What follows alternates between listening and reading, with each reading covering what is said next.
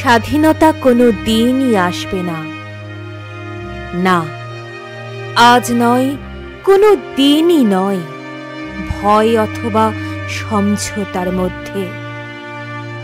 তার কারণ আমাদেরও তো অন্য সকলের মতন অধিকার রয়েছে দুপায়ের ওপর দাঁড়িয়ে থাকার, দু কাঠা জমির মালিকানার। শুনে শুনে কান পচে গেল। সময় সবই হবে। কাল একটা নূতন দিন। মৃত্যুর পরে তো আমার কোনো স্বাধীনতার প্রয়োজন হবে না।